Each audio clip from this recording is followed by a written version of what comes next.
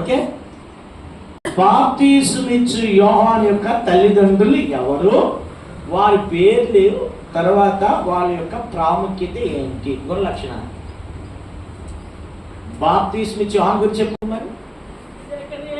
అదే పైకి లేకాల ముందు జకరియా ఎలిజబెత్ యాజకులు. Very good. ఇంకా కవితలు ఇక్కడ తింటావు తర్వాత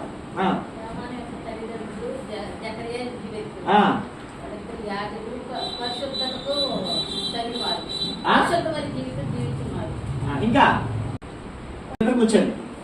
అని చెప్పు. అది అదే సగం చెప్పకూడదు. ఇప్పుడు రెండవ క్వశ్చన్ బ్రదర్స్కి డిసప్పాయింట్ అవ్వద్దే, ఇంకా చాలా ఉన్నాయి క్వశ్చన్స్. ఓకే, మొదటి పేరు పత్రిక రెండవి చెప్పండి, లేచి చెప్పాలి.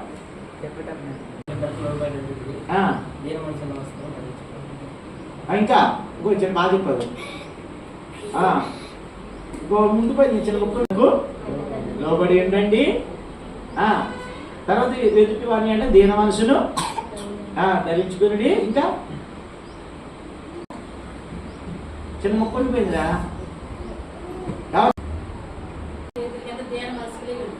కరెక్టే. ఇంకా దానికి మధ్యలో ఏంటి పంచుకోండి, అలంకరించుకోండి ఉందా?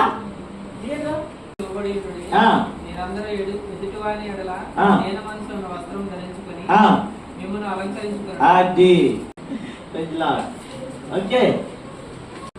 యేసుక్రీస్తు ప్రభువారు పరలోకములోకి చేరాలంటే మనం ఏమి కావాలని చెప్పారు? అది కానీ చెప్పేది ఏం చెప్పారా? చెయ్యట్లేదు. ఓకే, నాకు క్వశ్చన్ అవుతుందా?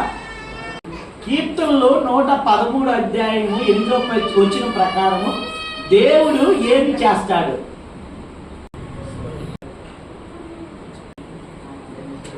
చెప్పరా? దరిద్రతలో నుండి దీంట్లను లేవనెట్టువాడు. ఇంకా